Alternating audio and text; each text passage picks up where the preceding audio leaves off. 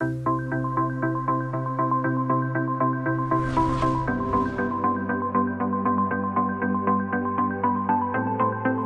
com relação a prerrogativas, isso é um ponto fundamental para a atuação da OAB. Ela tem que ter uma estrutura de voluntários e corpo técnico para dar uma resposta pronta e imediata às violações das prerrogativas. Além disso, tem que ter um trabalho de relacionamento com os demais poderes da República para que haja ali o respeito e uma conscientização da importância da prerrogativa, porque prerrogativa não é privilégio. Prerrogativa é ferramenta de trabalho em favor da cidadania. Quando uma autoridade viola uma prerrogativa do advogado, ao final e ao cabo, viola um direito do cidadão. E ele deixa de cumprir o seu papel de servidor público, porque servidor público é aquele que serve ao público e não aquele que se serve do público.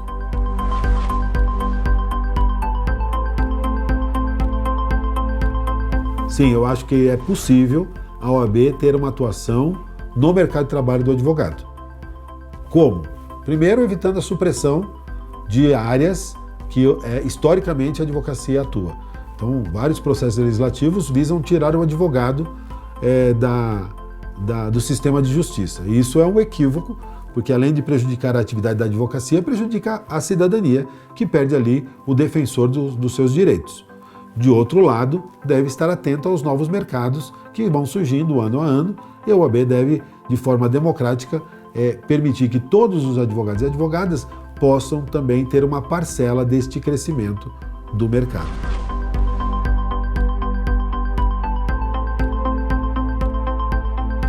Para mim é fundamental, acho que uma das grandes missões da OAB é dar o suporte profissional ao exercício da advocacia, ao livre exercício da advocacia. E esse suporte profissional passa até mesmo pela forma com que o advogado vai ali adquirir os seus equipamentos, como o advogado vai realizar os seus procedimentos. Na pandemia nós tivemos aí a necessidade de reinventar a justiça, né? O advogado praticamente trouxe a sala de audiências do fórum para dentro dos seus escritórios. E qual foi a participação da OAB nesse processo? Zero. Também as casas da advocacia devem dar suporte ao advogado e à advogada, aquele que é o jovem, aquele que não tem o seu próprio escritório, para que possa ali, num ambiente de coworking, por exemplo, realizar audiências telepresenciais. Toda essa estrutura que a OAB tem deve ser colocada à disposição para o exercício da advocacia. Bem, a carreira da advocacia, ela é uma carreira que se constrói aos poucos. Mas nem por isso a OAB deve se furtar a dar uma assessoria, uma assistência ao novo advogado e nova advogada. A OAB ela pode apresentar a essa nova advocacia as grandes demandas da sociedade. Ela pode estabelecer uma interlocução com a academia, ela pode, através de cursos em parceria com o Sebrae, dar noções ao advogado que pretende empreender na advocacia, aquele que pretende montar o seu escritório, como deve atender o cliente, como deve fechar um contrato de honorários, como deve, por exemplo, gerir as finanças do escritório. Tudo isso é perfeitamente possível e a OAB ela deve estar atenta a esse suporte aos novos advogados e advogadas que ingressam nos seus quadros todos os anos.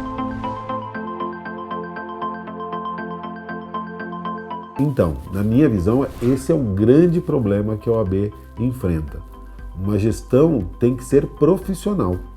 E uma gestão profissional, ela deve ser pautada nas boas práticas de governança, passando pela equidade, pela transparência, pela prestação de contas, né? E também pela responsabilidade corporativa.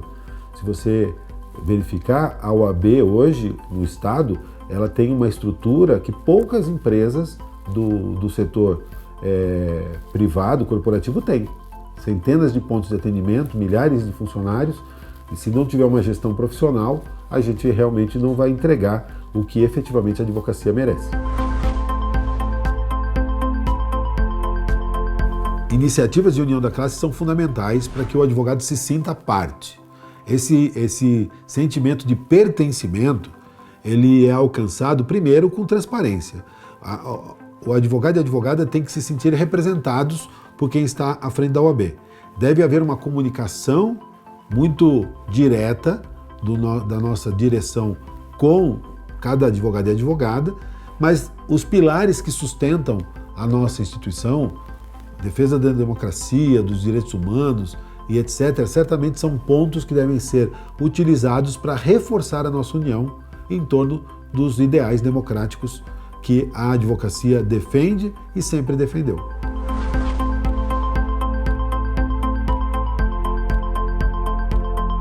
Sim, eu acredito que um dos grandes fatores de fortalecimento da advocacia e da OAB enquanto instituição cidadã é a independência.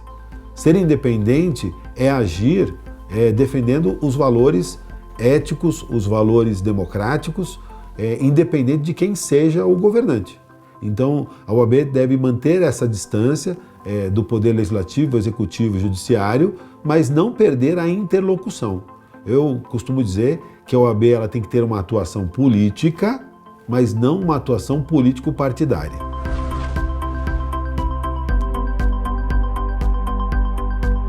Eu penso que a OAB, ela, ao longo dos últimos anos, ela vem perdendo a sua relevância perante a sociedade porque ela não tem se manifestado.